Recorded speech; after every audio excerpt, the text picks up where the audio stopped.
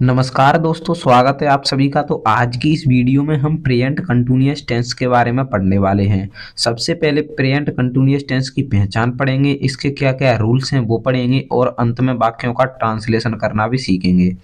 तो बने रहिए वीडियो के अंत तक, वीडियो बहुत मज़ेदार है। तो चलिए स्टार्ट करते हैं आपका बिना समय गवाए हुए। तो सबसे पहले हम पहचान पढ़ते हैं, क्योंकि वाक्यों की पहचान ही नहीं होगी तो कैसे पहचानेंगे कौन सा वाक्य है। तो वाक्य के अंत में रहा है, रही है, रहे हैं आदि शब्द आते हैं। जैसे वह घर जा रहा है, देखिए ये मिल गया हमें रहा है। तो इसी प्रकार वाक्य के अंत में रहा है, रही है, रहे हैं आदि शब्द आते हैं। उसके बाद इसके रूल्स क्या हैं? तो इसके रूल्स हैं, एक वचन कर्ता के साथ सहायक क्रिया है इज, बहुवचन कर्ता के साथ आर तथा आई के साथ एम का प्रयोग करते हैं। तो यहाँ पर एक वचन कर्ता में आते हैं ही, सी, इट, नेम। ही का अर्थ है वह, सी का अर्थ भी वह है, ये लड़की के लिए किया जाता है। और इट का प्रयोग जहाँ पर कर्ता न हो वहाँ किया जाता है, और या फिर किसी का नेम। तो इन ये अगर आते हैं तो वहां पर लगेगा इज। और देखिए बहुवचन कर्ता में आते हैं आई, बी, यू, दे, लेकिन आई का अलग से दिया है कि आई के साथ एम का प्रयोग होना है। तो और बाकी जो बहुवचन कर्ता आएंगे उनके साथ आर का प्रयोग होगा। तो एक वचन कर्ता के साथ आर, बहुवचन कर्ता के एक वचन कर्ता के साथ इज, बहुवचन कर्ता के साथ आर तथा आई के साथ एम का प्रयोग करते हैं। उसके बाद है मुख्य क्रिया में आई एन जी जोड़ देते हैं। अब ये मुख्य क्रिया क्या होती है? तो जैसे हमने कोई वाक्य लिखा कि चलिए इसको ही मान लेते हैं, ये वाक्य लिखा है वह घर जा रहा है, तो इसमें जो कार्य हो रहा है उसको बोलते हैं क्रिया। जैसे ये क्या कर रहा है? तो वह जा रहा है। क्या कर रहा है? जा रहा है। तो जाना यहाँ पर क्रिया हो जाती है। तो चलिए आगे बढ़ते हैं।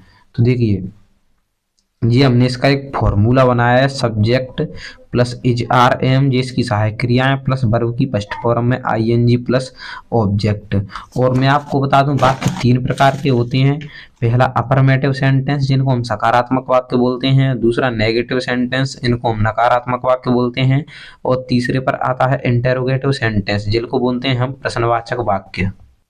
तो यहाँ पर ये है अफर्मेटिव सेंटेंस। चलिए हेडिंग डाल देते हैं अफर्मेटिव सेंटेंस।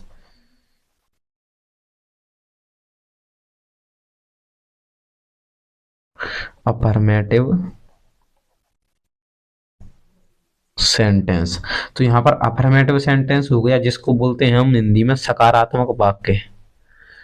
तो सकारात्मक वाक्य।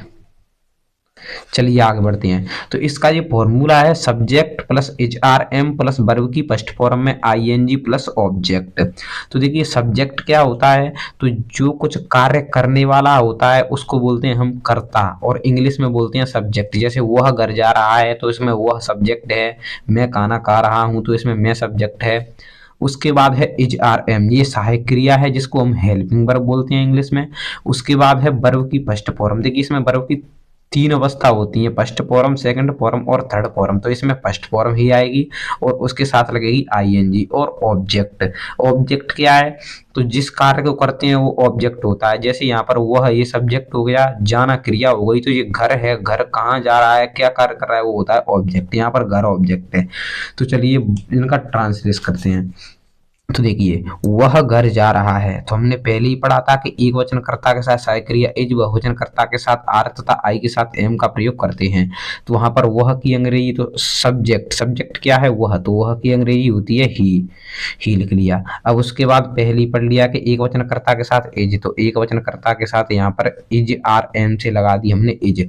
उसके बाद है वर्ब की फर्स्ट फॉर्म में आई एन जी, तो वर्ब क्या है? जाना। तो जाने की अंग्रेजी होती है गो, इसमें जुड़ जाएगी आई एन जी, और गो के साथ हमेशा लगता है टू। उसके बाद क्या बचता है? ऑब्जेक्ट। ऑब्जेक्ट है इसमें घर, तो घर की अंग्रेजी हो गई होम। चलिए दूसरा बनाते हैं। मैं खाना खा रहा हूं, तो मैं करता है, इसमें सब्जेक्ट है मैं, तो मैं की अंग्रेजी आई। अब आई के साथ पहले ही बता दिया गया है कि एम लगना है, तो एम। उसके बाद है वर्ब की फर्स्ट फॉर्म में आई एन जी, तो वर्ब क्या है? खाना। तो ई ए टी, ईट माने खाना, ई ए टी ईट, ये ए है, ई ई टी ईट, ईट यानी खाना। और इसमें लग जाएगा I N G, I am eating, और खाना की मीनिंग है फूड, इसमें आगे द लग जाएगा, आई एम ईटिंग द फूड। अब ये द क्यों आया है, तो ये आर्टिकल्स होते हैं। अगर आपको इनकी वीडियो आपने नहीं देखी है तो आर्टिकल्स को मैंने बहुत ही अच्छे से समझाया है, उस वीडियो का लिंक आपको डिस्क्रिप्शन बॉक्स में मिल जाएगा। वहां पर बताया गया है कि इनका प्रयोग कहाँ कहाँ करना होता है। उसके बाद है बे पत्र लिख रहे हैं, तो बे सब्जेक्ट यहाँ पर बे है तो THEY दे यानी होता है बे। ये बहुवचन है क्योंकि बे बहुवचन में आता है तो इसके साथ लगेगी आर। पढ़ रहे हैं वे पत्र, सॉरी वे पत्र लिख रहे हैं, या ये है यहाँ पर। तो लिखने की मीनिंग होती है राइट, तो यहाँ पर राइट, तो यहाँ पर ING लग जाएगी तो ये हो जाएगी राइटिंग ए लेटर, LETTER। पत्र की अंग्रेजी हो गई लेटर। और ये भी आर्टिकल है। आर्टिकल्स के अंदर 3 आते हैं, ए, एन और द। उनका प्रयोग मैंने एक वीडियो में समझाया है, उसका लिंक आपको डिस्क्रिप्शन बॉक्स में मिल जाएगा। राम पतंग उड़ा रहा है, तो देखिए राम तो सब्जेक्ट कौन है यहाँ पर, राम। तो एक वचन कर्ता में आते हैं ही, सी, इट, नेम, तो ये नेम है तो इसके साथ लगेगा इज। उसके बाद है उड़ा रहा है, तो इसमें देखिए इज RM से इज होगी। इसके बाद है वर्ब की फर्स्ट फॉर्म में आएंगी, तो उड़ाने की मीनिंग होती है फ्लाई, तो ये फ्लाइंग हो जाएगी, फ्लाइंग ए काइट।